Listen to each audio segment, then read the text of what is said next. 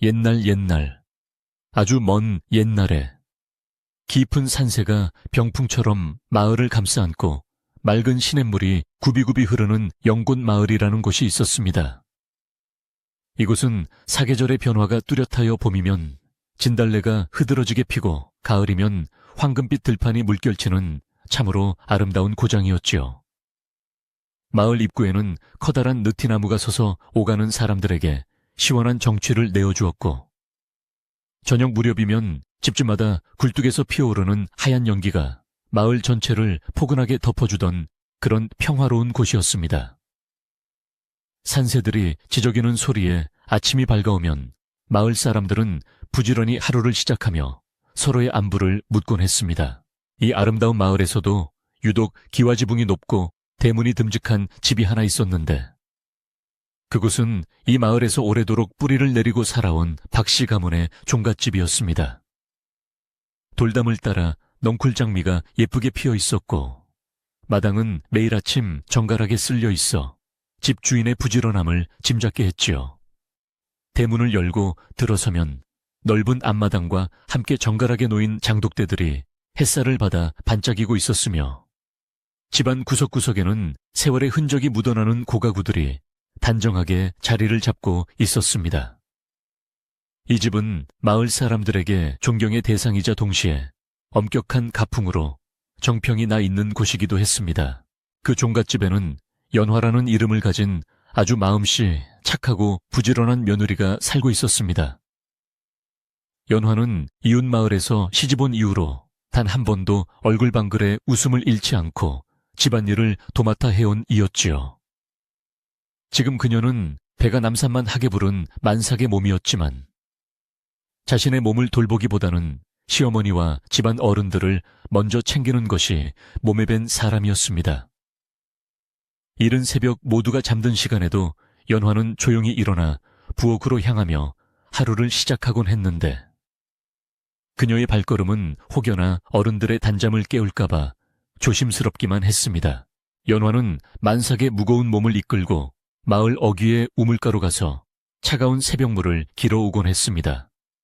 물동이를 머리에 이고 조심조심 걷는 그녀의 임에는 송골송골 땀방울이 맺혔지만, 시어머니에게 드릴 따뜻한 숭늉을 끓일 생각에 그녀의 입계는 옅은 미소가 번졌지요. 우물물에 비친 자신의 얼굴을 보며 뱃속의 아이에게 말을 걸기도 했습니다. 아가야, 오늘도 할머니께 맛있는 식사를 차려드리자꾸나. 너도 배가 고프겠지만 조금만 참으렴 하고 속삭이는 그녀의 목소리는 아침 이슬처럼 맑고 고왔습니다. 부엌으로 돌아온 연화는 아궁이에 불을 지피기 시작했는데, 바짝 마른 솔가리가 타닥타닥 소리를 내며 타오르면 부엌 안은 금세 온기로 가득 찼습니다. 연화는 가마솥에 쌀을 안치고 정성스럽게 밥을 지으며 시어머니 박씨 부인이 좋아하시는 나물들을 손질했습니다.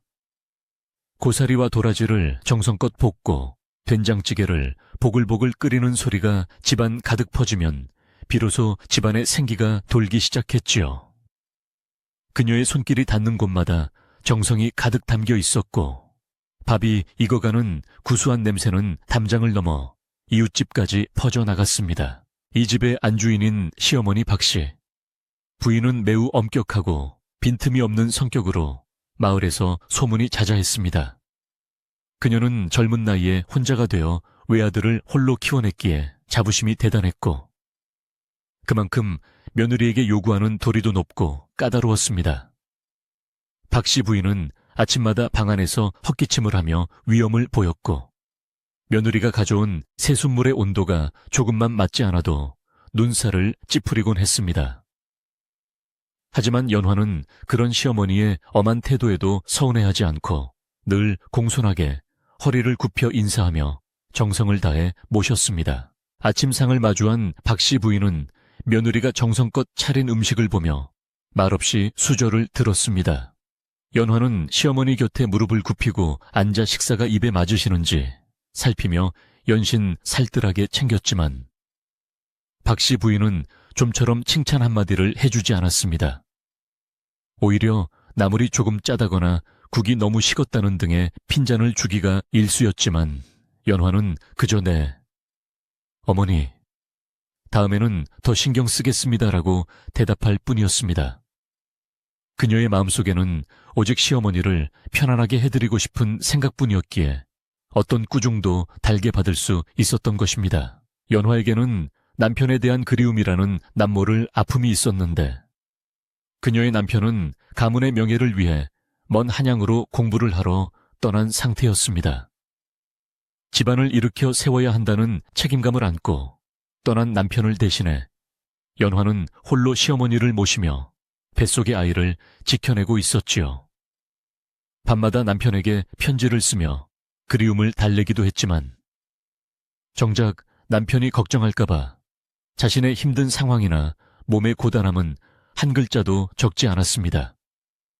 그녀는 그저 남편이 무사히 공부를 마치고 돌아오기만을 손꼽아 기다리며 하루하루를 버티고 있었습니다.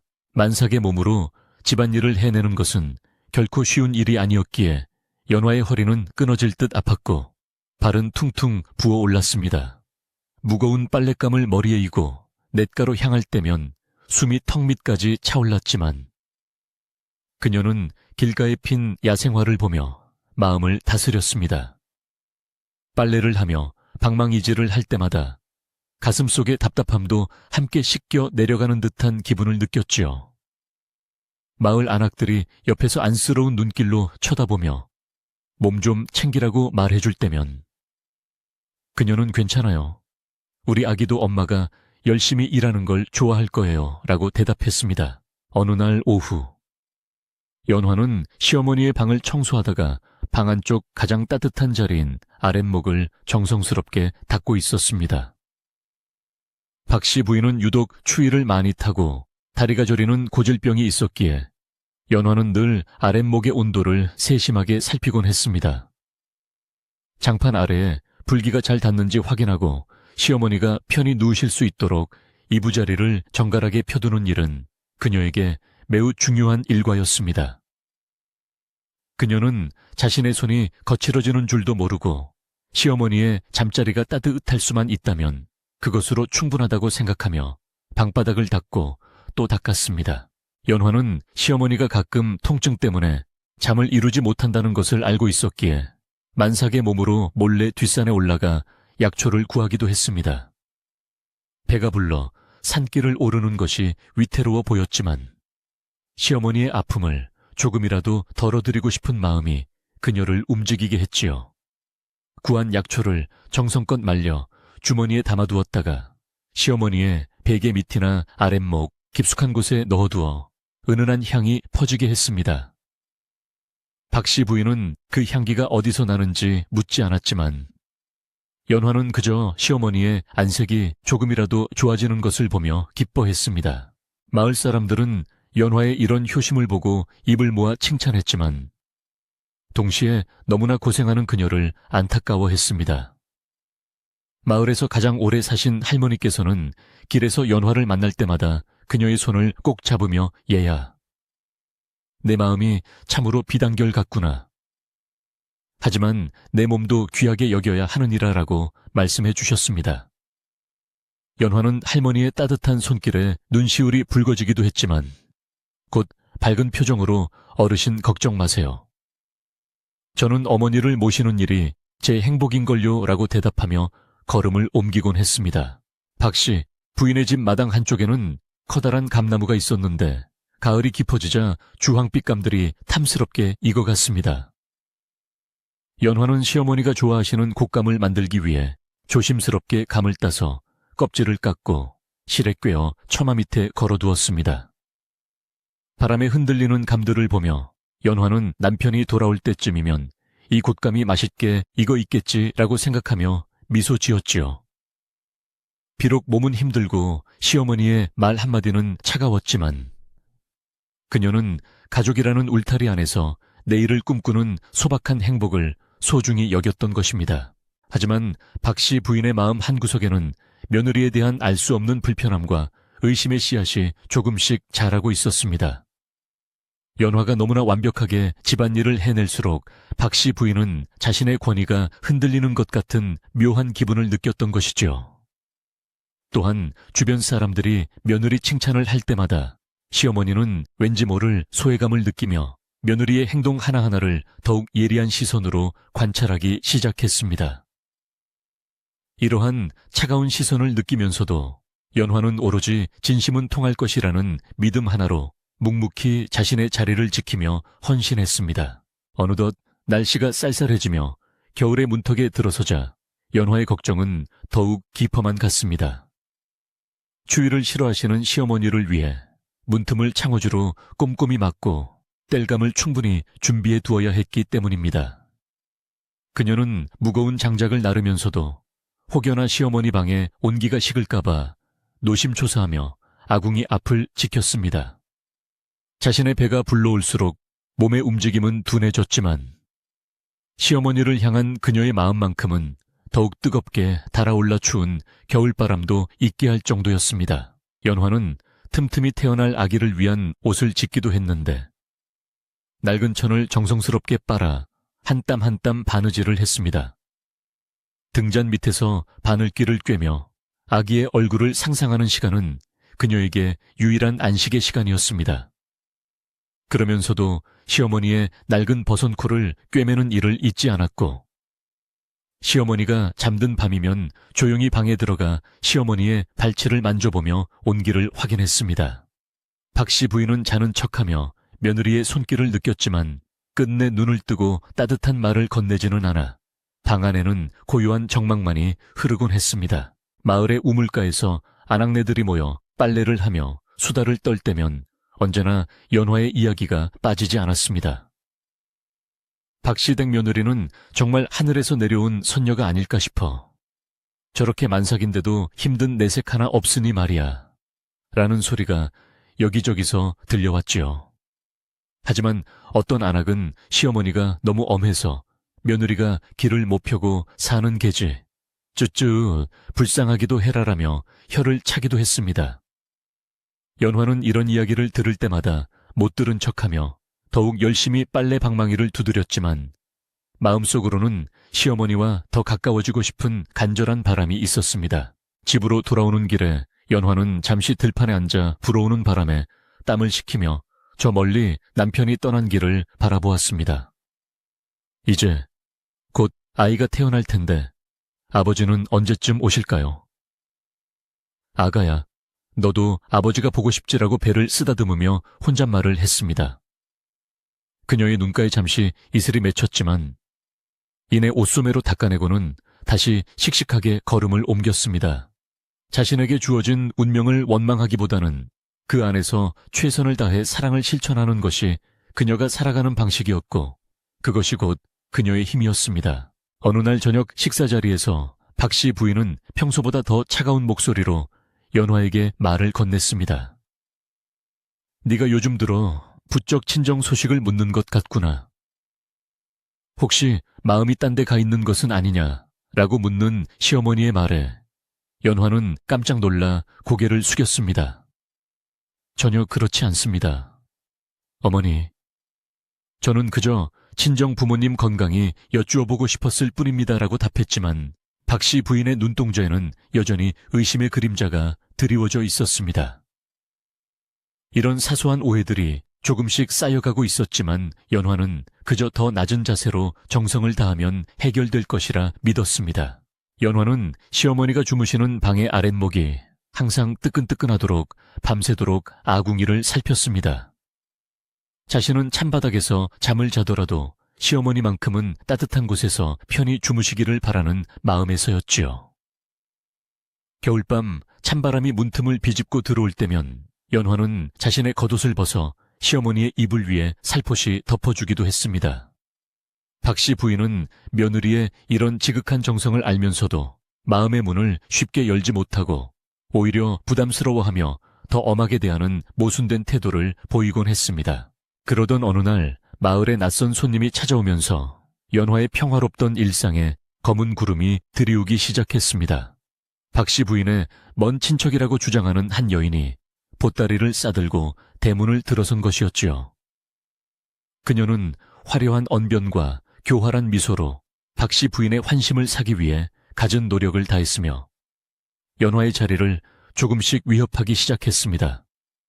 연화는 그 여인을 정중하게 맞이했지만 왠지 모를 불안감이 엄습했고 만삭의 몸으로 감당해야 할 시련이 다가오고 있음을 직감하며 조용히 두 손을 모아 기도했습니다.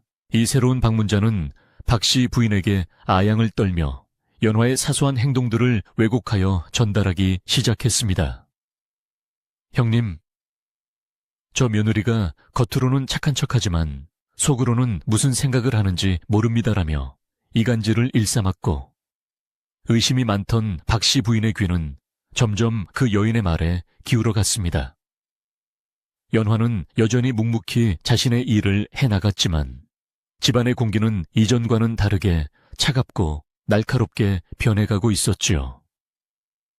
그녀는 자신의 결백함과 진심이 언젠가는 밝혀지리라 믿으며 뱃속의 아이를 꼭 껴안고 다가올 폭풍을 견뎌내기로 다짐했습니다. 박 씨 부인의 먼 친척이라며 갑작스럽게 찾아온 경주댁은 처음부터 예사롭지 않은 눈빛으로 집안 구석구석을 살피며 연화의 일상을 파고들기 시작했습니다. 그녀는 박 씨 부인 앞에서는 세상에서 둘도 없는 충성스러운 사람처럼 굴며 간드러진 목소리로 아양을 떨었지만 연화와 단둘이 있을 때면 싸늘한 표정으로 돌변하여 무시무시한 말들을 내뱉곤 했습니다.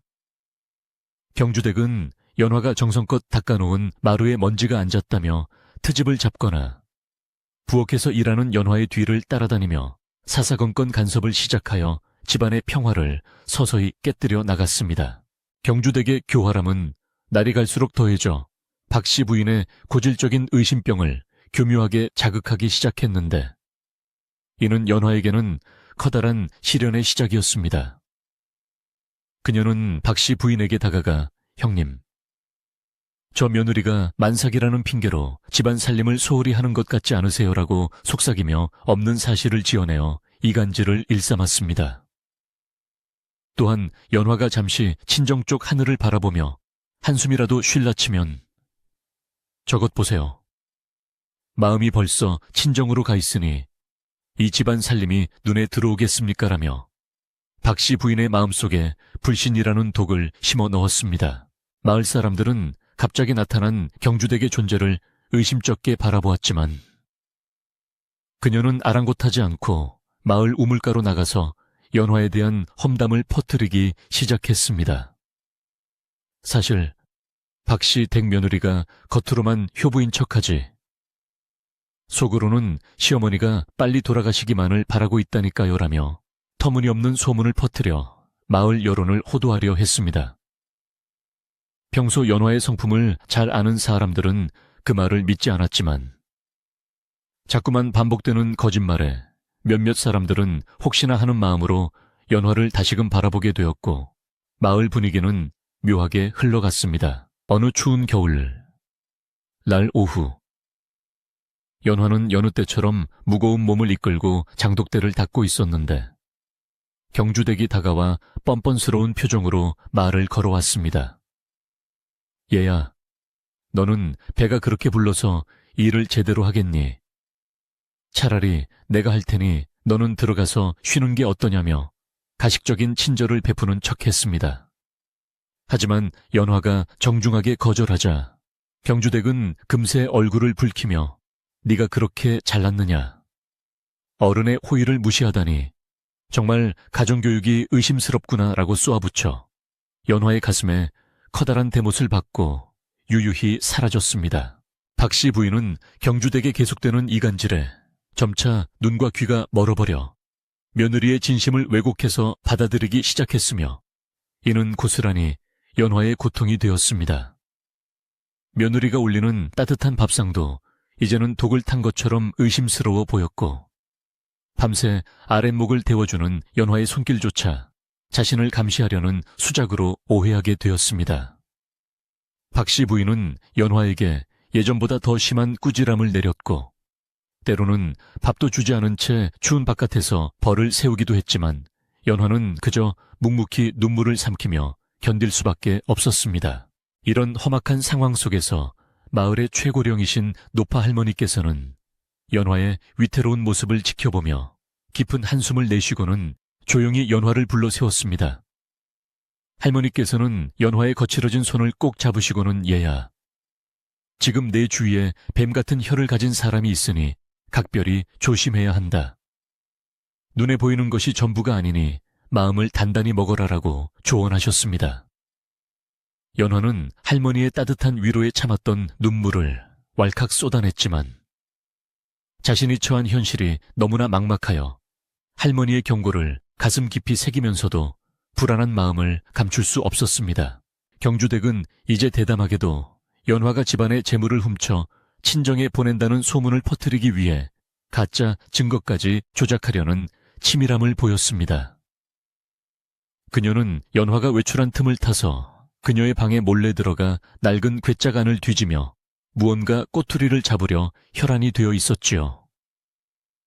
비록 연화의 방에는 낡은 옷가지와 책 몇 권뿐이었지만 경주댁은 포기하지 않고 연화가 박씨 부인의 눈을 피해 숨겨둔 귀중품이 분명히 있을 것이라 믿으며 집안 곳곳을 샅샅이 뒤지고 다녔습니다. 박씨, 가문의 집안 분위기는 예전의 평화로움은 온데간데 없고 차가운 얼음장 같은 냉기만이 가득하여 숨이 막힐 지경에 이르렀습니다. 연화는 남편이 보고 싶어 밤마다 남몰래 울었지만 뱃속의 아이를 생각하며 억지로 밥을 떠놓고 정신을 차리려 애를 썼습니다. 하지만 박씨 부인은 이제 연화와 눈도 마주치려 하지 않았고 경주댁은 그 틈을 타서 집안의 안주인 행세를 하며 하인들을 부리고 연화를 하녀처럼 부려먹는 등 그 횡포가 날로 심해져 가고 있었습니다. 연화는 몸이 점점 더 무거워져 숨쉬기조차 힘들었지만 시어머니의 빨래를 하기 위해 얼음을 깨고 차가운 냇물에 손을 담가야 했습니다. 손가락이 곱아 터져서 피가 나는데도 그녀는 시어머니가 깨끗한 옷을 입으셔야 한다는 일념 하나로 방망이질을 멈추지 않았습니다. 그런 그녀를 지나가던 마을 사람들이 안쓰럽게 쳐다보며 경주댁의 못된 행실을 탓했지만 정작 집안 사정을 모르는 박씨 부인은 그저 경주댁의 달콤한 거짓말에 취해 자신의 하나뿐인 며느리를 점점 벼랑 끝으로 몰아가고 있었습니다. 어느 날 저녁 경주댁은 박씨 부인에게 결정적인 이간질을 시도했는데 이는 연화의 앞날에 어두운 그림자를 들이우는 무서운 계략이었습니다. 형님, 사실 제가 봤는데 저 며느리가 밤마다 장독대 뒤에서 형님이 돌아가시라고 저주를 퍼붓고 있더군요. 저 뱃속의 아이도 필시 집안을 망칠 흉물일 것입니다. 라고 속삭였습니다. 박씨 부인은 처음에는 설마 했지만 평소에도 미신을 잘 믿던 터라 경주댁의 구체적인 묘사에 점점 공포와 분노를 느끼며 연화를 원수처럼 여기기 시작했습니다. 연화는 이러한 음모가 진행되고 있는 줄도 모른 채 그저 시어머니의 건강을 위해 아랫목을 더 따뜻하게 드려고 산에서 땔감을 직접 주워왔습니다. 만삭의 배를 안고 나무 등거를 짊어진 그녀의 모습은 마치 금방이라도 쓰러질 듯 위태로워 보였지만 그녀의 효심은 결코 꺾이지 않았습니다. 하지만 돌아온 집에서 그녀를 맞이한 것은 시어머니의 따뜻한 눈길이 아니라 경주댁과 시어머니의 차가운 시선과 알 수 없는 침묵뿐이었으며 그 정적 속에는 폭풍전야의 긴장감이 감돌고 있었습니다. 마을의 최고령 할머니는 다시 한번 연화를 찾아와 박씨 부인이 누군가의 꿰매에 빠져 큰 실수를 하려 하니 제발 친정으로 잠시 피해 있으라고 권유했습니다. 하지만 연화는 할머니, 제가 지금 떠나면 어머니는 누가 모시며 집안 살림은 누가 돌보겠습니까? 저는 끝까지 제 자리를 지키겠습니다라고 대답하며 고집을 꺾지 않았습니다. 그녀의 지극한 충성심이 오히려 그녀의 발목을 잡고 있는 셈이었지만 연화는 자신의 진심이 언젠가는 박씨 부인의 마음을 녹일 수 있을 것이라 굳게 믿고 있었습니다. 경주댁은 연화가 물러나지 않자 더욱 악랄한 방법을 고안해냈는데 그것은 박 씨 부인이 가장 아끼는 가보를 이용하는 것이었습니다. 그녀는 박 씨 부인이 잠든 틈을 타 안방 깊숙이 보관되어 있던 금가락지를 몰래 훔쳐내어 연화의 방 구석진 곳에 숨겨두었습니다. 연화가 잠든 사이 벌어진 이 은밀한 범죄는 아무도 모르게 진행되었고, 이제 연화는 자신도 모르는 사이에 도둑이라는 누명을 쓸 위기에 처하게 되었습니다. 경주댁은 회심의 미소를 지으며 날이 밝기만을 기다렸습니다. 다음 날 아침부터 집안은 발칵 뒤집혔고 박 씨 부인은 소중한 가락지가 없어졌다며 사방팔방을 뒤지며 소리를 지르기 시작했습니다. 경주댁은 기다렸다는 듯이 나타나 형님, 어제 며느리가 안방 근처를 서성이는 걸 봤는데 혹시 모르니 며느리 방을 뒤져보시지요라고 부추겼습니다.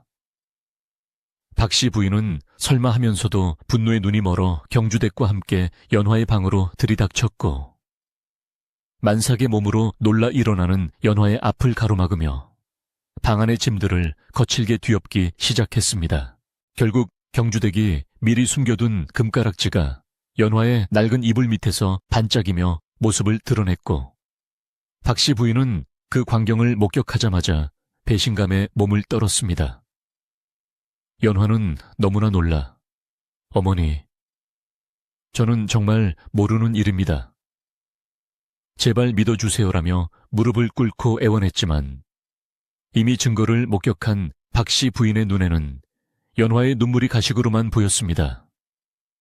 경주댁은 옆에서 고소하다는 듯이 아이고, 저렇게 발뺌을 하니 정말 무서운 사람이네요라며 불난 집에 부채질을 하며 박 씨 부인을 더욱 자극했습니다.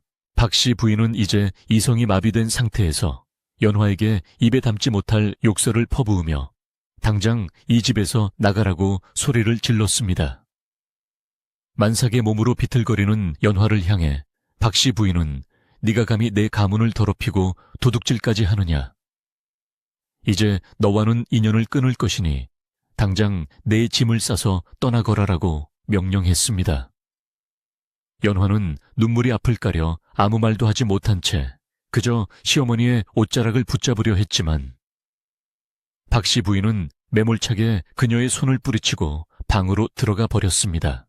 경주댁은 의기양양하게 연화의 보따리를 챙겨 마당 밖으로 던져버리며 이제 속이 다 시원하네. 얼른 내 갈 길이나 가거라 라고 조롱했습니다.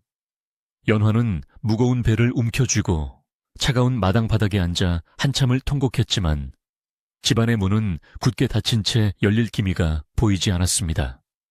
마을 사람들은 담장 너머로 이 광경을 지켜보며 탄식했지만 서슬퍼런 박 씨, 부인의 기세에 눌려 참아 나서서 도와주지 못한 채 그저 발만 동동 구를 뿐이었습니다. 하늘에서도 연화의 슬픔을 아는지 갑자기 먹구름이 끼기 시작하더니 차가운 진눈개비가 흩날리기 시작했습니다. 연화는 마지막으로 시어머니가 계신 안방을 향해 큰절을 올리고는 떨리는 목소리로 어머니, 부디 건강하시고 평안하십시오라는 인사를 남기고 대문을 나섰습니다. 그녀의 뒷모습은 너무나 가냘프고 위태로워 보여 보는 이들의 가슴을 아프게 했지만 경주댁은 대문을 쾅 닫아걸며 이제야 이 집이 내 세상이 되었구나라고 혼잣말을 하며 미소 지었습니다. 연화는 정처없이 마을길을 걸으며 어디로 가야 할지 몰라 헤맸는데 눈앞이 흐려지고 배는 주기적으로 심한 통증을 일으키기 시작했습니다. 마을 사람들의 집 앞을 지나갈 때면 사람들은 연화의 눈을 피하거나 안쓰러운 표정으로 문을 닫아버렸는데 이는 박 씨 부인의 보복이 두려웠기 때문이었습니다. 연화는 자신을 원망하기보다는 오직 시어머니의 오해가 풀리기만을 기도하며 점점 거세지는 눈보라 속으로 자신의 몸을 내던지듯 힘겹게 발걸음을 옮겨 마을 끝자락으로 향했습니다. 마을 입구의 느티나무 아래에서 연화는 잠시 멈춰 서서 자신이 살아온 세월을 되돌아보며 뜨거운 눈물을 흘렸습니다. 남편에게 미안하고 뱃속의 아이에게 미안한 마음이 가슴을 후벼 팠지만 그녀는 결코 절망하여 주저앉지 않기로 다짐했습니다. 차가운 바람이 그녀의 얇은 옷깃을 파고들었지만 연화는 손을 꼭 쥐고 아가야. 엄마가 꼭 너를 지켜줄게. 우리 조금만 더 힘을 내자구나라고 다독이며 보이지 않는 길을 향해 묵묵히 걸어갔습니다. 박씨 부인은 연화가 떠난 뒤 방 안에서 가락지를 손에 쥐고 분노를 사귀고 있었지만 왠지 모를 허전함과 불안감이 가슴 한구석을 채우고 있었습니다. 경주댁은 박씨 부인을 위해 차를 끓여온다며 분주하게 움직였지만 그녀의 손길은 연화만큼 섬세하지 못했고 집안 어디에서도 예전 같은 온기를 느낄 수 없었습니다. 박씨 부인은 자신이 옳은 결정을 내린 것이라 스스로 위로했지만 창밖으로 몰아치는 눈보라 소리가 마치 연화의 울음소리처럼 들려와 밤새 잠을 이루지 못하고 뒤척였습니다. 경주댁은 이제 자신이 안주인이라도 된 듯 박씨 부인의 비위를 맞추며 집안 물건들을 하나둘씩 자신의 보따리로 챙기기 시작했습니다. 그녀는 연화가 사라진 자리를 완벽하게 차지했다고 믿으며 앞으로 펼쳐질 탐욕스러운 미래를 꿈꾸고 있었지요. 하지만 그녀는 진실이라는 것이 아무리 깊은 곳에 숨겨져 있어도 언젠가는 태양 아래 드러나기 마련이라는 사실을 간과하고 있었으며 연화가 남기고 간 진심의 흔적들이 곧 자신의 운명을 뒤바꿔 놓을 것임을 전혀 예상하지 못했습니다. 연화는 눈보라가 치는 산길을 오르다 결국 기운이 다해 길가에 쓰러지고 말았는데 다행히 근처를 지나던 사냥꾼의 오두막을 발견하게 되었습니다. 그녀는 마지막 힘을 다해 오두막 문을 두드렸고 그곳에서 잠시 비바람을 피하며 진통을 견뎌내기 시작했습니다. 홀로 추위와 고통 속에 던져진 만삭의 며느리는 자신의 운명을 하늘에 맡긴 채 오직 아이를 살려야 한다는 모성의 하나로 기나긴 밤을 버텨내고 있었으며 마을의 밤은 그렇게 깊어만 갔습니다. 연화가 떠난 지 사흘째 되는 날, 집안에는 뼈를 깎는 듯한 추위가 스며들기 시작했습니다. 시어머니 박씨 부인은 평소보다 일찍 잠에서 깨어났지만 예전처럼 머리맡에 놓여 있어야 할 따뜻한 숭늉 그릇도 보이지 않았고 방 안을 감돌던 은은한 약초 향기도 사라진 것을 깨달았습니다. 경주대기 대신 집안일을 맡겠다고 큰 소리를 쳤지만 그녀는 해가 중천에 뜰 때까지 늦잠을 자기 일쑤였고 차가운 방바닥에 앉아 무릎을 문지르던 박씨 부인은 문득 며느리의 빈자리가 이렇게 클 줄은 꿈에도 몰랐다는 사실에 가슴 한구석이 서늘해지는 것을 느꼈습니다. 박씨 부인의 고질적인 다리 통증은 연화가 떠난 이후 더욱 심해져서 이제는 한 걸음을 떼는 것조차 고통스러운 지경에 이르렀습니다. 경주댁은 탕약을 다려온다며 부엌에서 부산을 떨었지만 정작 가져온 약사발에서는 탄내가 진동했고 약의 기운도 느껴지지 않아 박씨 부인의 눈살을 찌푸리게 만들었지요. 연화가 만삭의 몸으로 정성껏 다려올리던 그 맑고 깊은 맛의 약물과는 비교조차 할 수 없었기에 박씨 부인은 약사발을 내려놓으며 창밖으로 몰아치는 매서운 겨울바람 소리에 귀를 기울이며 알 수 없는 불안감에 휩싸이게 되었습니다. 집안의 가림막 노릇을 하던 연화가 사라지자 경주댁의 본색은 더욱 노골적으로 드러나기 시작하여 하인들은 물론이고 박씨 부인조차 그녀의 눈치를 보게 되었습니다.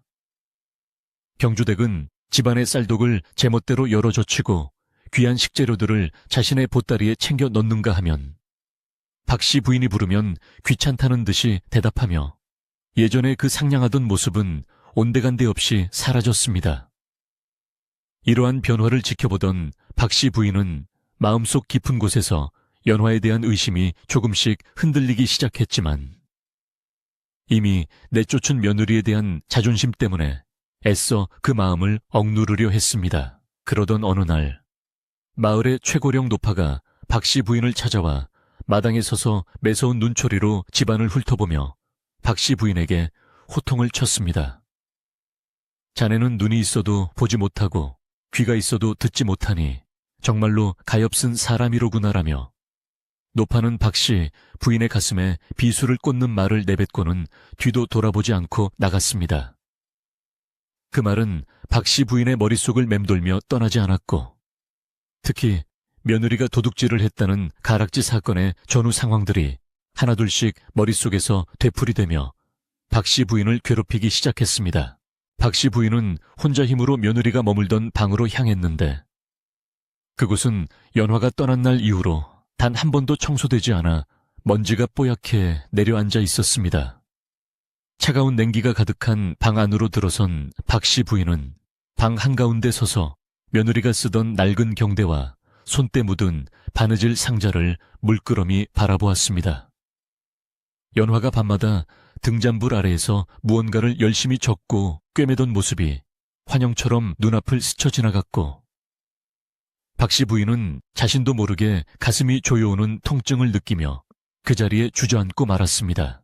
경주댁은 박씨 부인이 며느리의 방에 들어갔다는 소식을 듣고는 황급히 달려와 "형님, 왜 그런 냄새 나는 곳에 들어가 계십니까?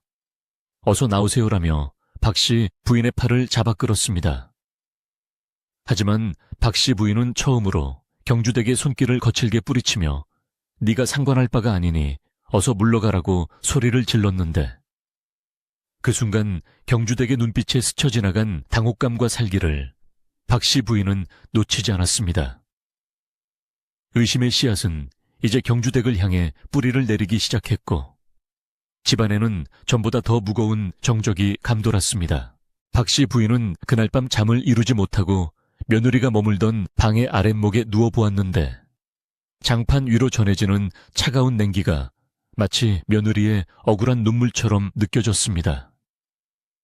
그런데 신기하게도 연화가 항상 앉아있던 그 자리 근처에서 은은한 약초 향기가 여전히 배어 나오고 있는 것을 발견했습니다.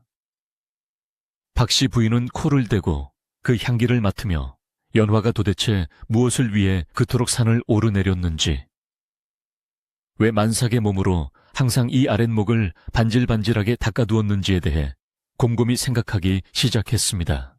다음 날 아침, 마을 아이들 사이에서 경주댁이 연화의 방에서 몰래 무언가를 들고 나오는 것을 보았다는 이야기가 돌기 시작했고, 이 소문은 빠르게 박씨 부인의 귀에 들어갔습니다.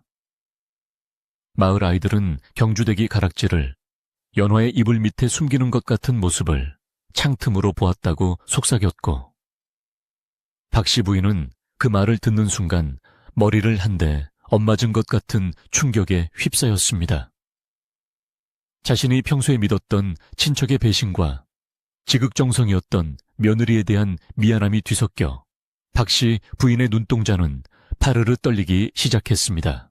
박씨 부인은 경주댁을 몰래 지켜보기 시작했는데, 과연 경주댁은 박씨 부인이 보지 않을 때면 집안의 폐물함을 뒤지거나 연화의 짐을 제멋대로 발로 차는 등 본색을 드러냈습니다.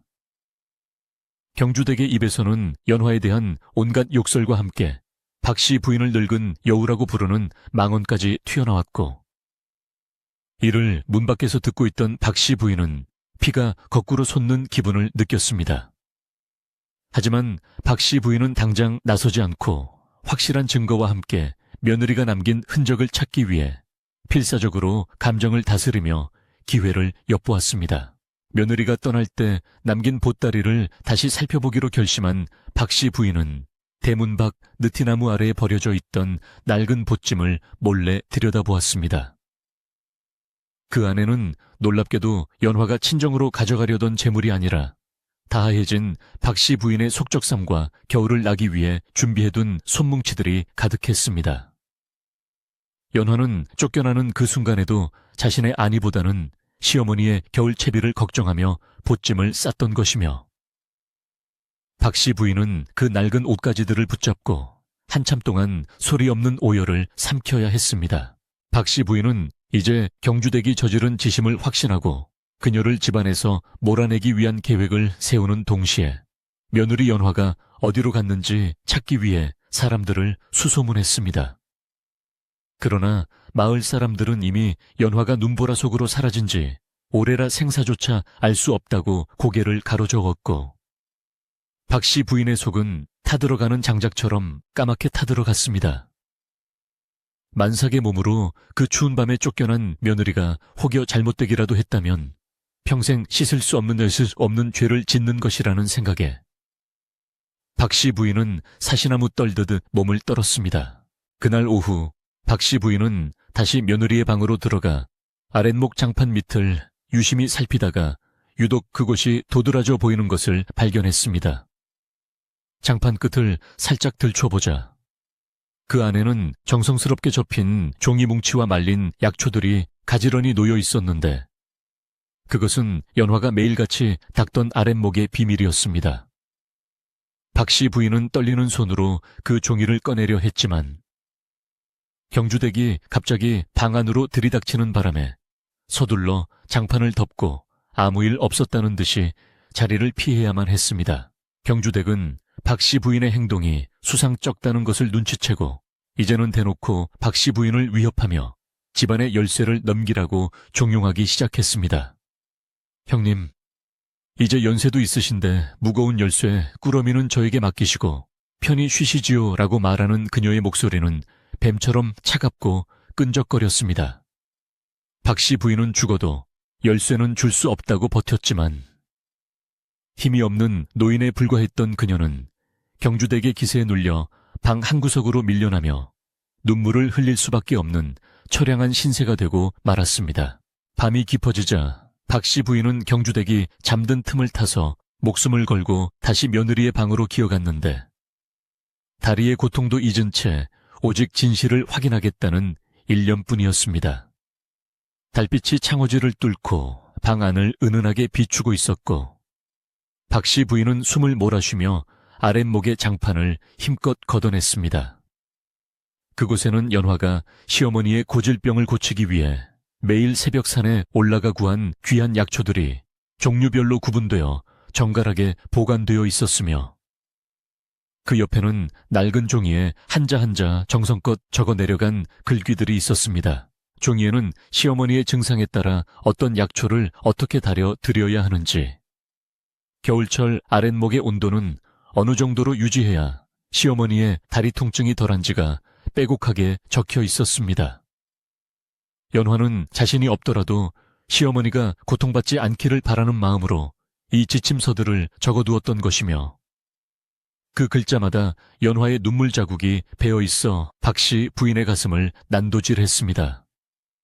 박씨 부인은 자신이 도둑으로 몰아 내쫓은 며느리가 자신을 위해 이토록 깊은 사랑을 남겨두었다는 사실에 숨이 막힐 듯 단 고통을 느꼈습니다. 박씨 부인은 그 편지를 한 장 한 장 넘길 때마다 연화가 만삭의 배를 안고 산길을 헤맸을 모습과 차가운 방바닥에서 홀로 등잔불 아래 글을 썼을 모습을 떠올리며 피눈물을 흘렸습니다. 어머니, 제가 부족하여 어머니의 마음을 다 얻지 못했나 봅니다. 제가 떠나더라도 부디 건강하셔야 합니다 라고 적힌 마지막 구절을 읽으며 박씨 부인은 짐승 같은 통곡 소리를 내뱉고 말았습니다. 그 소리는 고요한 밤의 정막을 깨뜨리며 집안 전체로 퍼져나갔고 잠을 자던 경주댁과 하인들은 소스라치게 놀라 깨어났습니다. 경주댁이 몽둥이를 들고 며느리 방으로 뛰어 들어왔을 때 박씨 부인은 며느리가 남긴 약초와 편지들을 가슴에 꼭 품고서 경주댁을 향해 무서운 기세로 눈을 부릅떴습니다. 내 인연, 감히 하늘이 무섭지도 않으냐. 내 며느리의 진심을 짓밟고 나를 속인 내 죄를 내 오늘 반드시 묻고야 말겠다라며 박씨 부인은 평소에 나약한 노인이 아닌 집안의 주인으로서의 위엄을 되찾았습니다. 경주댁은 뜻밖의 상황에 당황하여 뒷걸음질을 쳤지만 이미 박씨 부인의 분노는 극에 달해 있었고 그녀의 눈에서는 서슬퍼런 기운이 뿜어져 나왔습니다. 마을 사람들도 박씨 부인의 통곡 소리와 고함에 하나둘씩 집마당으로 모여들기 시작했고 그들의 손에는 횃불이 들려 있어 어두운 마당을 대낮처럼 밝게 비추었습니다. 마을 사람들은 박씨 부인이 품고 있는 편지와 약초들을 보며 그간 연화가 받았을 고통과 억울함을 깨닫고 경주댁을 향해 비난의 화살을 퍼부었습니다. 경주댁은 끝까지 자신의 결백을 주장하며 발악했지만 이미 모든 진실이 만천에 드러나기 시작한 마당에 그녀의 거짓말은 더 이상 통하지 않는 허망한 외침에 불과했습니다.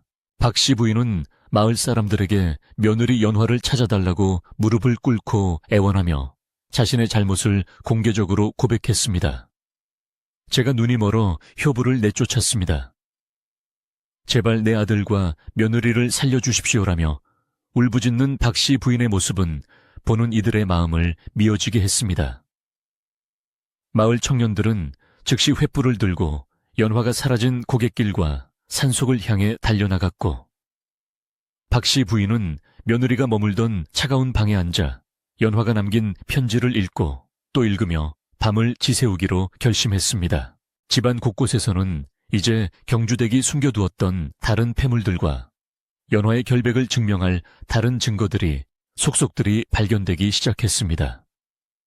경주댁이 연화를 몰아내고 집을 차지하려 했던 치밀한 계획들이 탄로나자 그녀는 결국 마을 사람들에게 붙잡혀 꼼짝 못하는 처지가 되었고, 박 씨 부인은 그녀를 관가에 넘기기 전에 먼저 연화의 생사를 확인해야 한다며 서둘렀습니다. 그러나 밖은 여전히 눈보라가 거세게 몰아치고 있었고, 만삭의 몸으로 산속에 고립되었을 연화의 운명은 여전히 바람 앞의 등불처럼 위태로워 보였습니다. 박 씨 부인은 연화의 방 아랫목에 손을 대보며 며느리가 남긴 온기를 조금이라도 더 느끼려 애썼습니다.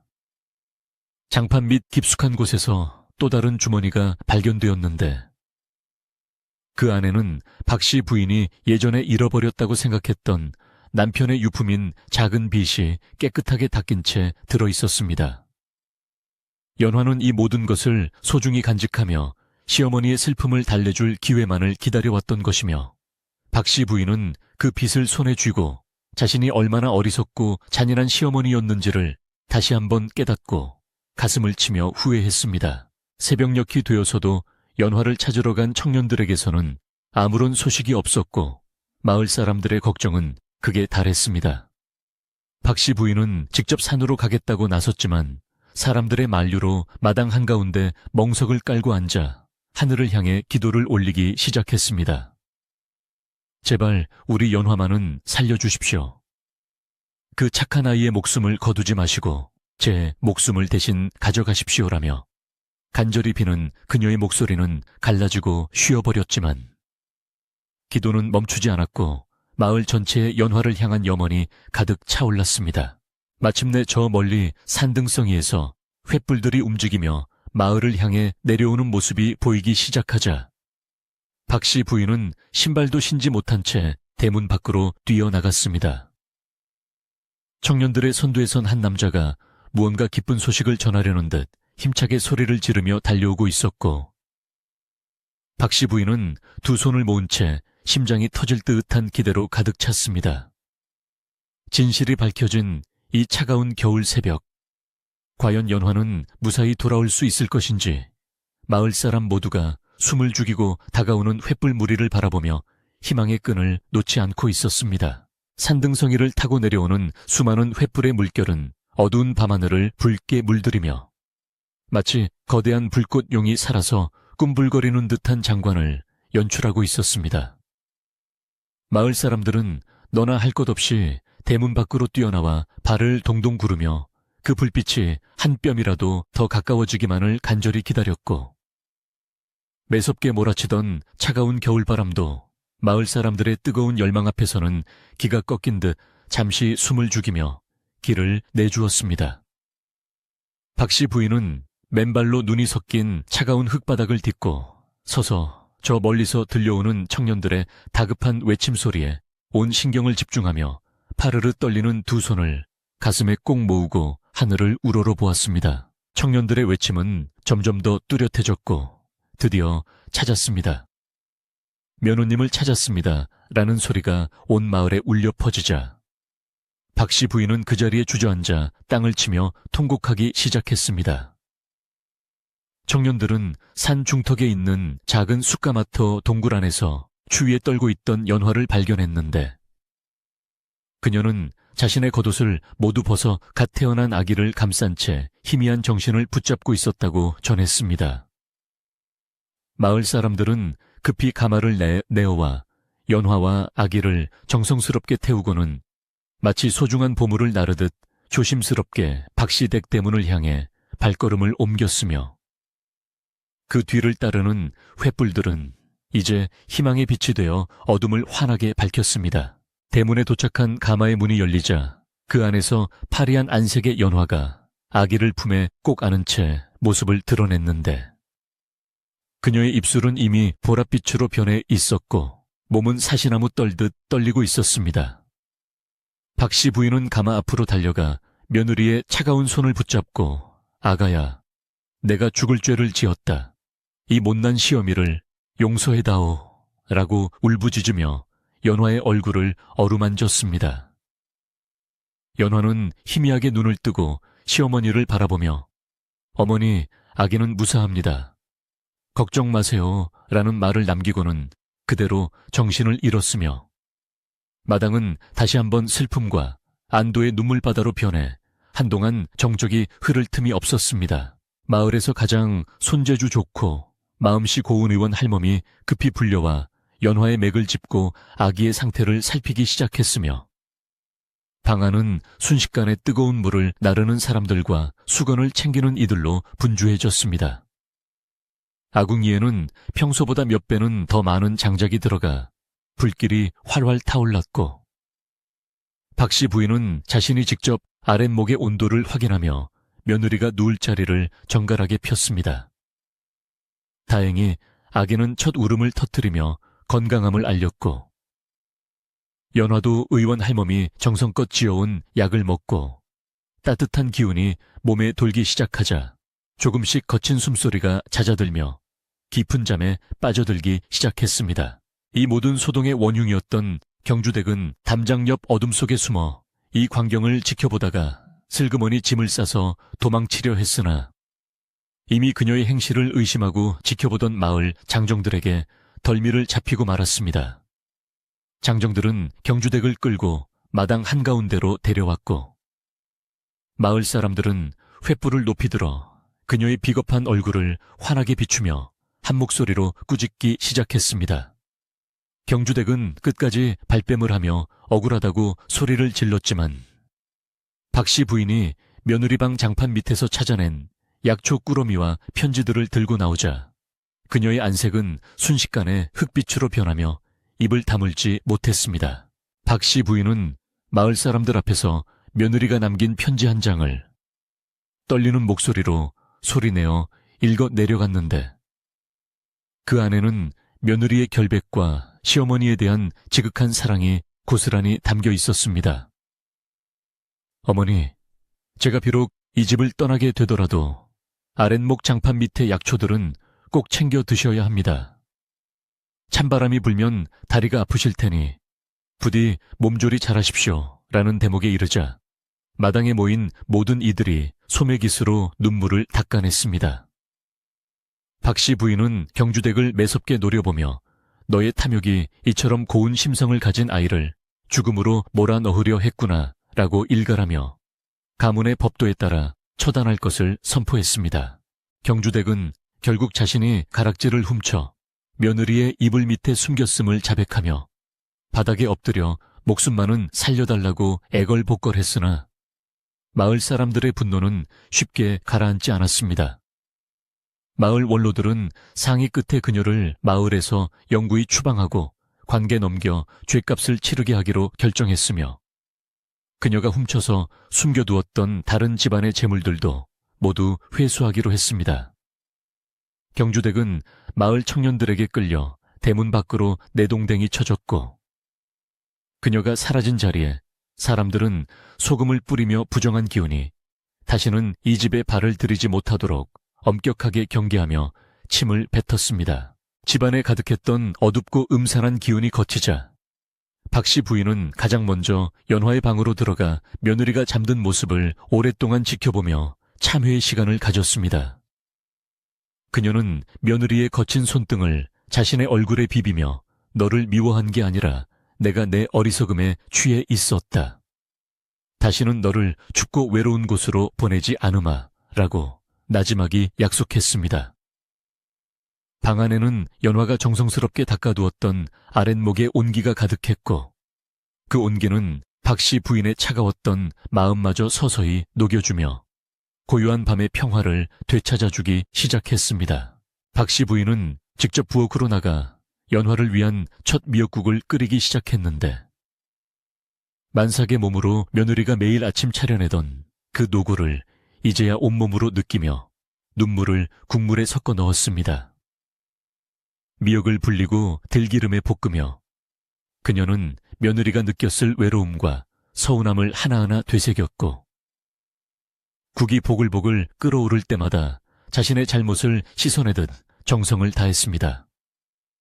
하인들이 거들겠다고 나섰지만 박씨 부인은 고개를 저으며 내 손으로 직접 해야 며느리의 마음이 조금이라도 풀리지 않겠느냐라고 말하며 땀방울을 훔치고 솥을 지켰습니다. 마을 아낙네들은 다음날 아침 일찍부터 박씨 댁으로 모여들어 연화와 아기를 위해 기저귀천을 새로 끊어오고 귀한 산후, 조리용 재료들을 아낌없이 내놓았습니다. 마을 사람들은 며느리가 돌아온 것을 마치 자기 집안의 경사처럼 기뻐하며 마당을 청소하고 장독대를 다시 정갈하게 닦아주어 집안 곳곳에 생기가 돌게 했습니다. 연화가 도둑 누명을 썼을 때 침묵했던 자신들의 미안함을 갚기라도 하듯 그들은 평소보다 더 부지런히 움직이며 박씨 댁의 명예를 회복시키고 연화의 귀환을 진심으로 축복해 주었습니다. 해가 중천에 뜰 무렵 드디어 연화가 기운을 차리고 눈을 뜨자 박씨 부인은 직접 쟁반을 들고 방으로 들어가 며느리의 앞에 정성스러운 미역국상을 내려놓았습니다. 연화가 놀라 몸을 일으키려 하자 박씨 부인은 급히 그녀를 말리며 아직 몸이 성치 않으니 그대로 누워있으렴. 내가 너에게 밥을 먹여주는 것이 평생의 소원이다라고 다정하게 말했습니다. 수저를 든 박씨 부인의 손은 미세하게 떨리고 있었지만 그 눈빛만큼은 어느 때보다 따뜻하고 깊은 사랑으로 가득 차 있었으며 연화는 시어머니의 그 변화된 모습에 참았던 눈물을 다시 한번 쏟아냈습니다. 집안의 가풍도 이제는 엄격함과 권위보다는 사랑과 배려가 넘치는 분위기로 완전히 바뀌어 하인들도 웃음을 찾았고 마을 사람들의 발길이 끊이지 않았습니다. 박씨 부인은 며느리가 아랫목 장판 밑에 숨겨두었던 지침서들을 꺼내 마을 사람들에게 자랑하며 우리 며느리가 이 시어미를 위해 이렇게까지 마음을 썼다라고 입이 마르도록 칭찬을 아끼지 않았습니다. 예전에 까칠하고 예민했던 모습은 온데간데 없고 인자한 할머니가 된 박씨 부인의 모습에 마을 사람들은 역시 큰 복은 고통 뒤에 찾아오는 법이다 라며 흐뭇한 미소를 지어 보였습니다. 박씨 부인은 연화의 방뿐만 아니라 온 집안의 문을 활짝 열어 묵은 먼지를 털어내고 신선한 공기가 순환하도록 했으며 연화가 아기를 돌보는 동안 자신은 집안 살림을 직접 챙겼습니다. 그녀는 며느리가 아끼던 화초들에 물을 주고 장독대의 뚜껑을 일일이 열어 햇볕을 쬐어주며 며느리의 손길이 닿았던 모든 곳을 정성껏 보살피기로 마음먹었습니다. 이제 이 집은 단순히 높은 기와집이 아니라 사람의 온기와 진심이 살아 숨쉬는 마을의 중심지로 거듭났으며 그 변화의 시작은 바로 며느리의 아랫목 비밀 덕분이었다는 사실을 누구나 알게 되었습니다. 어느덧 저녁이 되어 마을 원로들이 박씨 댁을 방문하여 집안의 안녕을 빌어주었는데 그들은 연화가 낳은 아기를 보며 이 아이가 장차 큰 인물이 되어 집안을 빛낼 관상이다 라고 칭송했습니다.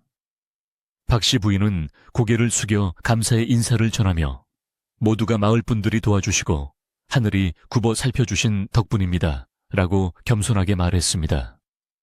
원로들은 연화의 효심이 하늘을 감동하게 하여 이런 기적이 일어난 것이라며 며느리에게 직접 덕담을 건넸고 연화는 비록 몸은 약해졌어도 마음만큼은 세상 누구보다 풍요롭고 행복한 상태로 그들의 인사를 받았습니다. 연화는 자신을 모함했던 경주댁을 원망하기보다는 그녀가 처한 가련한 처지를 안타까워하며 시어머니에게 어머니, 너무 모질게는 하지 마옵소서 라고 간곡히 부탁하기도 했습니다.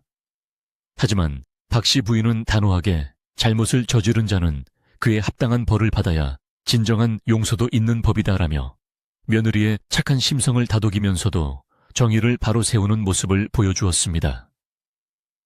이러한 시어머니의 단호함 속에서도 며느리를 향한 보호 본능이 느껴졌기에 연화는 더 이상 불안해하지 않고 시어머니의 결정을 믿고 따르며 마음의 평안을 얻었습니다.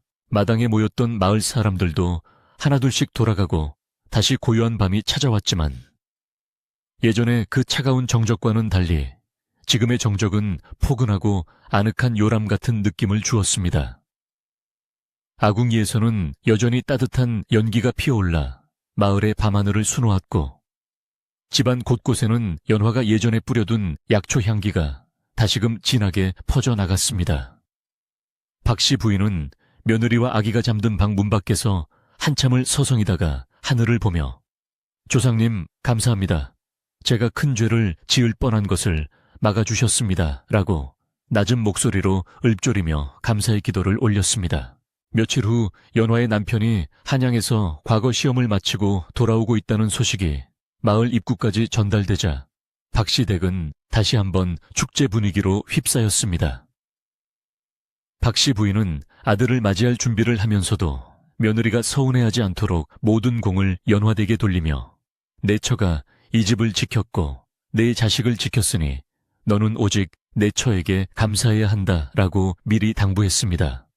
연화는 남편이 돌아온다는 소식에 얼굴에 발그레한 홍조가 돌았고 시어머니의 따뜻한 배려 속에 이제는 더 이상 숨어서 눈물을 흘리지 않아도 되는 당당한 안주인으로서의 자존감을 회복해 나갔습니다. 박씨 부인은 연화가 남겼던 편지들을 예쁜 상자에 담아 가문의 보물로 간직하기로 했으며 매일 아침 그 편지를 읽으며 초심을 잃지 않기로 다짐했습니다. 그녀는 이제 며느리를 단순히 일꾼이나 대를 이을 도구로 보는 것이 아니라 자신의 삶을 완성해준 소중한 동반자이자 스승으로 여기게 되었습니다. 마을 사람들은 박씨 댁의 이런 극적인 변화를 보며 진실한 효도는 돌덩이 같은 마음도 움직인다는 교훈을 다시금 가슴에 새기게 되었고 영곳 마을의 이야기는 인근 마을까지 널리 퍼져나가게 되었습니다. 집안의 마당 한쪽에는 연화가 무사히 돌아온 것을 기념하여 새로운 나무 한 그루가 심어졌으며 박씨 부인은 그 나무가 자라는 만큼 며느리에 대한 사랑도 커질 것이라 말했습니다.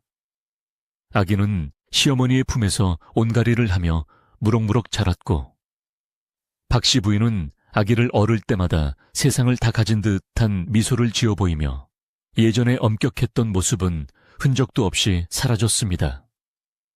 연화는 그런 시어머니를 보며 자신이 겪었던 그 모든 시련이 사실은 더 큰 행복을 얻기 위한 과정이었음을 깨닫고 지나온 시간을 웃으며 회상할 수 있게 되었습니다. 마을의 분위기 또한 박씨 댁의 화합을 계기로 서로를 배려하고 아끼는 분위기가 더욱 짙어졌으며 우물가에서는 이제 비난이나 험담 대신 칭찬과 격려의 말들이 오갔습니다. 사람들은 연화가 아랫목 장판 밑에 남겼던 그 약초와 편지 이야기를 할 때마다 자신들의 삶에서도 무엇이 진정으로 중요한지를 되돌아보곤 했습니다. 차가운 겨울이 지나가고 이제 곧 봄이 오리라는 희망이 마을 전체를 감싸 안았으며 박씨 댁의 대문은 이제 누구에게나 열려있는 따뜻한 사랑의 통로가 되어 마을을 지키는 든든한 버팀목이 되었습니다. 연화는 이제 남편을 맞이하기 위해 정성스럽게 옷을 다듬고 집안을 정리하며 새로운 내일을 꿈꾸게 되었고 시어머니 박씨 부인은 그런 며느리의 곁을 든든하게 지켜주었습니다. 두 고부가 마주 앉아 아기를 바라보며 나누는 대화 속에는 더 이상 의심이나 원망은 존재하지 않았으며 오직 서로를 향한 깊은 신뢰와 존경만이 가득했습니다. 어두운 밤을 지나 밝은 아침이 오듯 연화의 인생에도 가장 찬란하고 아름다운 계절이 시작되고 있었으며 그녀의 미소는 겨우내 얼어붙었던 모든 이들의 마음을 녹여주는 따뜻한 햇살과도 같았습니다. 이제 마을 사람들은 박씨 댁을 부를 때 효부의 집이라고 부르기 시작했고 그 이름은 가문의 영광을 넘어 마을 전체의 자랑이 되어 오래도록 전해지게 되었습니다. 박 씨 부인은 며느리가 보여준 그 숭고한 사랑을 잊지 않기 위해 매년 연화가 돌아온 날이면 마을 가난한 이들을 위해 큰 잔치를 베풀기로 결심했습니다. 진실은 결국 밝혀지고 진심은 반드시 통한다는 소박한 진리를 온몸으로 보여준 연화와 그런 며느리를 끝내 받아들인 시어머니의 이야기는 영곤 마을의 전설이 되어 밤마다 할머니들이 손주들에게 들려주는 가장 아름다운 이야기가 되었습니다. 달빛이 은은하게 비치는 박씨 댁마당에서는 이제 더 이상 슬픈 통곡 소리가 들리지 않고 아기의 평화로운 숨소리와 시어머니의 나지막한 자장가 소리만이 밤 공기를 타고 흘러나왔습니다.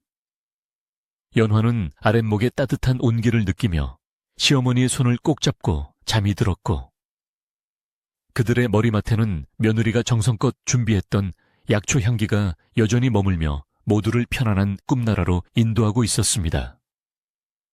그렇게 영꽃 마을의 기나긴 겨울밤은 가장 따뜻하고 아름다운 결말을 맞이하며 내일의 희망을 향해 고요히 깊어만 갔습니다. 봄 기운이 살랑살랑 불어오는 어느 화창한 날, 마을 어귀에서부터 들려오는 요란한 말발굽 소리와 함께 한양으로 떠났던 연화의 남편이 드디어 집으로 돌아왔습니다. 그는 과거 시험에서 당당히 급제하여 어사화를 머리에 꽂고 위풍당당한 모습으로 대문을 들어섰지만 정작 그의 눈에 비친 것은 예전에 차갑고 엄격했던 집안 분위기가 아니라 온 동네 사람들이 모여 웃음꽃을 피우고 있는 따뜻한 광경이었지요. 남편은 아내 연화가 만삭의 몸으로 겪었을 고초를 아직 다 알지 못한 채 그저 무사히 돌아왔다는 안도감과 보고 싶었던 가족들의 얼굴을 보며 벅찬 감동에 젖어 한참 동안 마당에 서서 말을 잇지 못했습니다. 박 씨 부인은 아들을 보자마자 달려나가 손을 꼭 잡으면서도 가장 먼저 며느리 연화의 공을 치하하며 아들의 귀에 대고 낮은 목소리로 그간의 일들을 하나도 빠짐없이 들려주었습니다. 내가 눈이 멀어 내처를 내쫓았을 때 그 아이는 원망 한마디 없이 아랫목 장판 밑에 내 건강을 위한 약초와 편지를 남겨두었단다. 내처가 아니었다면 이 어미는 진즉에 몸져 누웠을 것이고 이 집안도 풍비박산이 났을 게야 라고 말하는 시어머니의 눈가에는 다시금 참회의 눈물이 맺혔습니다. 남편은 어머니의 고백을 들으며 아내가 겪었을 억울함과 고통에 가슴이 미어지는 듯 했지만 끝까지 집안을 지켜낸 아내의 숭고한 사랑에 깊은 존경심을 느꼈습니다. 연화는 방 안에서 아기를 품에 안고 남편의 목소리를 듣자마자 버선발로 뛰어나왔고 두 사람은 마당 한가운데서 서로를 마주보며 뜨거운 재회에 눈물을 흘렸습니다. 남편은 연화의 거칠어진 손을 어루만지며 미안하다는 말밖에는 할 수 없었지만 연화는 오히려 남편의 옷매무새를 다듬어주며 무사히 돌아오셔서 정말 고맙습니다라고 환하게 웃어 보였습니다. 이 모습을 지켜보던 마을 사람들은 모두가 제1처럼 기뻐하며 박수를 쳤고 박 씨 부인은 아들 내외를 번갈아 바라보며 이제야 비로소 우리 집안에 진정한 봄이 찾아왔음을 실감하며 흐뭇한 미소를 지었습니다. 박 씨 부인은 아들의 금이 환향과 며느리의 결백을 기념하기 위해 마을 역사상 가장 큰 잔치를 열기로 결심하고 곡간의 문을 활짝 열어 모든 곡식과 고기를 아낌없이 내어놓았습니다. 마을 사람들은 너나 할 것 없이 팔을 걷어붙이고 나서서 잔치 음식을 장만했는데 마당에는 커다란 가마솥들이 걸리고 김이 모락모락 피어오르는 떡과 고기 냄새가 온 마을을 진동하게 만들었지요. 연화는 몸조리를 해야 한다며 시어머니가 극구 말렸지만 자신을 믿어준 마을 사람들에게 감사한 마음을 전하고 싶다며 직접 부엌 한쪽에서 나무를 묻히고 상을 차리는 일을 도와 잔치의 활기를 더했습니다. 잔칫날이 되자 영곤 마을뿐만 아니라 인근 마을 사람들까지 모두 모여 박씨 댁의 경사를 축복해 주었으며 박씨 부인은 상석에 앉아 며느리를 자신의 바로 옆자리에 앉히는 파격적인 대우를 해주었습니다. 그녀는 술잔을 높이 들고 마을 사람들에게 선포하기를 오늘 이 자리는 내 아들의 성공을 축하하는 자리이기도 하지만 무엇보다 우리 집의 보물인 며느리 연화에 효심을 기리는 자리이다라고 말하며 며느리에게 고마움을 표했습니다. 마을 사람들은 효부 며느리 덕분에 마을의 복이 넝쿨째 들어왔네 라며 연신 연화의 이름을 높여 불렀고 연화는 부끄러운 듯 고개를 숙였지만 얼굴에는 행복한 미소가 가득했습니다.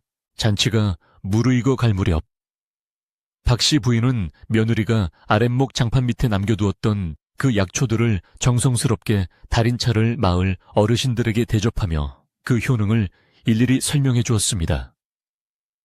우리 연화가 만삭의 몸으로 산을 타며 구한 귀한 것들이니 한 방울도 남기지 말고 드시게. 이 차는 사람의 마음을 치유하는 힘이 담겨 있다네라고 말하는 박씨 부인의 목소리에는 며느리에 대한 자부심이 뚝뚝 묻어났습니다. 사람들은 차를 마시며 연화의 깊은 속정에 감탄했고 그 이야기는 입에서 입으로 전해져 아이들에게는 효도의 본보기가 되고 어른들에게는 가족 사랑의 중요성을 일깨워주는 소중한 교훈이 되었습니다. 연화의 남편은 과거 시험에 급제한 후 관직에 나갈 수 있게 되었지만 어머니와 아내를 극진히 모시기 위해 고향에 머물며 마을 아이들을 가르치는 서당을 열기로 결심했습니다. 그는 아내가 보여준 진실한 사랑과 헌신이 세상에 어떤 높은 관직보다도 가치 있다는 것을 깨달았기에 가족과 함께하며 아내의 고생을 보답하는 길을 택한 것이었지요. 박씨 부인은 아들의 결정을 지지하며 이제는 더 이상 남의 눈치를 보거나 명예에 집착하지 않고 오직 가족의 화목과 행복만을 최우선으로 여기는 인자한 어른으로 거듭나 마을 사람들의 존경을 한몸에 받게 되었습니다. 시간이 흘러 연화가 낳은 아기가 어느덧 아장아장 걷기 시작하자 박씨 부인의 일상은 손주를 돌보는 즐거움으로 가득 찼으며 그녀의 고질적인 다리 통증도 신기하게 사라졌습니다. 연화가 남겨둔 비법대로 아랫목을 따뜻하게 두고 며느리가 직접 다려주는 약초물을 매일 마신 덕분도 있었지만 무엇보다 마음속에 쌓여있던 의심과 도끼가 사라지고 사랑과 용서가 그 자리를 채웠기 때문일 것입니다. 박씨 부인은 손주를 무릎에 앉히고 며느리가 닦아놓은 정갈한 툇마루에 앉아 지저귀는 새소리를 들으며 이게 바로 천국이 아니겠느냐라고 말하며 껄껄 웃음을 터뜨리곤 했습니다. 연화는 이제 집안의 실질적인 안주인이 되어 모든 살림을 도맡아 했지만 예전처럼 혼자서 고생하는 일은 절대 없었습니다. 시어머니 박씨, 부인이 며느리를 위해 미리 물을 길어다 놓고 채소를 다듬어 두는 등 솔선수범하여 일을 거들었기 때문에 두 사람의 손길이 합쳐진 집안은 날로 번창하고 정갈해졌습니다. 마을 안악들은 두 고부의 사이좋은 모습을 보며 세상에 저런 고부가 어디 있겠느냐, 마치 친모녀 사이 같다라고 부러워했으며 박씨 댁은 마을에서 가장 따뜻하고 웃음이 끊이지 않는 집으로 소문이 자자해졌습니다. 어느 깊은 가을밤, 연화는 잠든 아기를 바라보며 문득 자신이 쫓겨났던 그 추운 겨울밤을 떠올려 보았습니다. 그때는 세상이 무너지는 것 같고 눈물뿐이었지만 이제는 그 고통조차 지금의 행복을 더 빛나게 해주는 소중한 기억으로 남아있음을 느꼈습니다. 그녀는 조용히 일어나 시어머니의 방으로 향해 아랫목이 식지 않았는지 살피고 시어머니의 이불을 정성스럽게 덮어주며 어머니 오래오래 건강하게 저희 곁에 계셔주세요 라고 마음속으로 빌었습니다. 박씨 부인은 잠결에도 며느리의 따뜻한 손길을 느끼며 입가에 옅은 미소를 지었고 방 안에는 평화로운 숨소리만이 가득했습니다. 박씨 부인은 며느리가 아랫목 장판 밑에 숨겨두었던 편지들을 비단 보자기에 싸서 가문의 갑오로 지정하고 후손들에게 대대로 물려주라고 당부했습니다. 이 편지에는 우리 가문을 살린 진실한 사랑과 인내의 정신이 담겨 있다. 너희들도 살면서 힘든 일이 생기거든. 이 편지를 읽으며 연화 며느리의 마음을 되새겨라라고 유언처럼 말하곤 했습니다. 며느리의 아랫목 비밀은 그렇게 한 개인의 효행을 넘어 가문의 정신적인 뿌리가 되었으며 세월이 흘러도 변하지 않는 가치로 남게 되어 마을 사람들의 가슴 속에 영원히 기억되는 전설이 되었습니다. 마을에는 이제 연화 며느리처럼만 해라 라는 말이 최고의 칭찬이 되었고 젊은 부부들은 갈등이 생길 때마다 박씨 댁을 찾아와 조언을 구하기도 했습니다. 연화는 그들에게 화려한 말재주 대신 따뜻한 차 한 잔을 대접하며 상대방의 마음을 가장 따뜻한 아랫목처럼 대우해준다면 오해는 저절로 녹아내릴 것입니다. 라고 조용히 조언해 주었습니다. 그녀의 인자한 성품과 깊은 지혜는 마을 전체의 분위기를 온화하게 만들었고 영꽃 마을은 이름 그대로 진흙 속에서도 아름다운 꽃을 피우는 평화롭고 향기로운 동네가 되어 오래도록 번영을 누렸습니다. 박씨 부인은 가끔 마을 사람들과 모인 자리에서 자신이 피눈물을 흘리며 후회했던 그날의 이야기를 담담하게 들려주며 경각심을 일깨워 주기도 했습니다. 겉모습만 보고 사람을 판단하거나 질투 섞인 말에 귀를 기울이는 것이 얼마나 무서운 결과를 초래하는지, 그리고 진실은 반드시 승리한다는 사실을 자신의 경험을 통해 증명해 보인 것이지요. 사람들은 박씨 부인의 진솔한 참회에 박수를 보냈고 그녀의 용기 있는 고백 덕분에 마을에는 근거 없는 소문이나 이간질이 설 자리가 점점 사라지게 되어 사람 사이의 신뢰가 더욱 깊어졌습니다. 겨울이 다시 찾아와 눈이 소복이 쌓이는 밤이 되면 박씨 댁의 아랫목은 그 어느 때보다 뜨끈하게 달궈져 온 집안에 훈훈한 기운을 퍼뜨렸습니다.